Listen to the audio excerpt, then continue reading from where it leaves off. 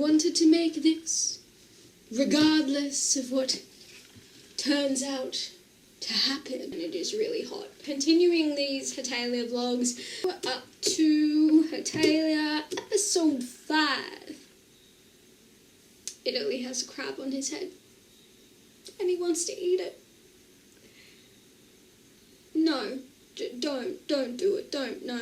This episode was quite quotish, as is all Dub Hetalia episodes with their hilarious quotes, but this time it is mostly Italy who's doing the, cool.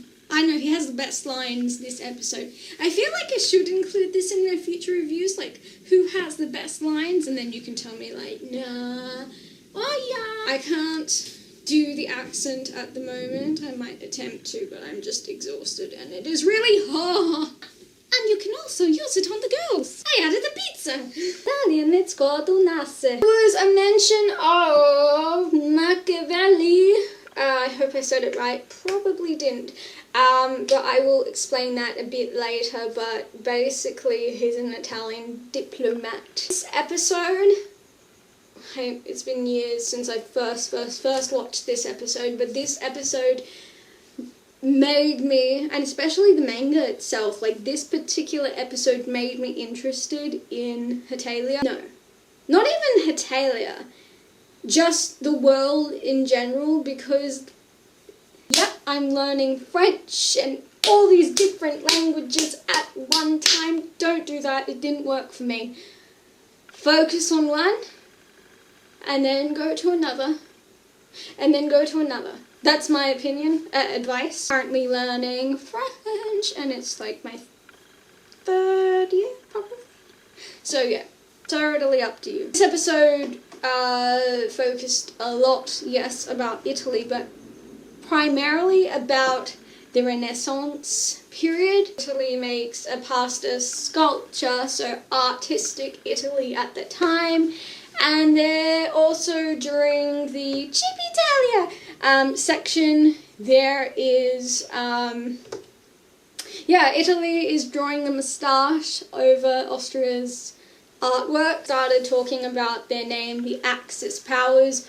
Oops, I accidentally thought that the Axis was in World War I as well, but it actually came into creation in World War II. Just talking about like how the Earth rotates on an axis, and they were talking about like how cool it would be if their name was the Axis. So you've got Japan, Italy, and Germany, and yeah, they were talking about like ein Asche,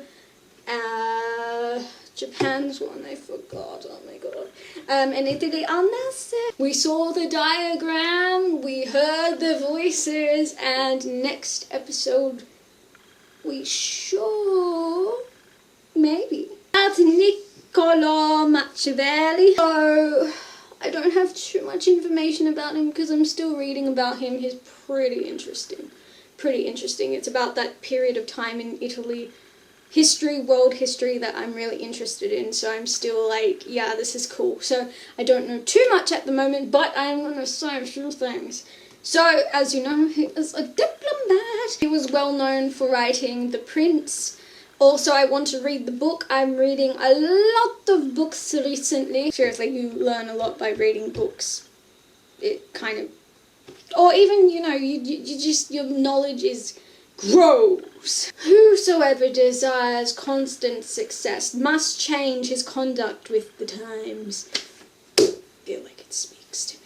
It speaks to all of us, and that's one of the many things that Machiavelli wrote. He was not only a diplomat, but he was a philosopher and an observer, so he wrote a lot of interesting worldly things. And he is supposedly the father of modern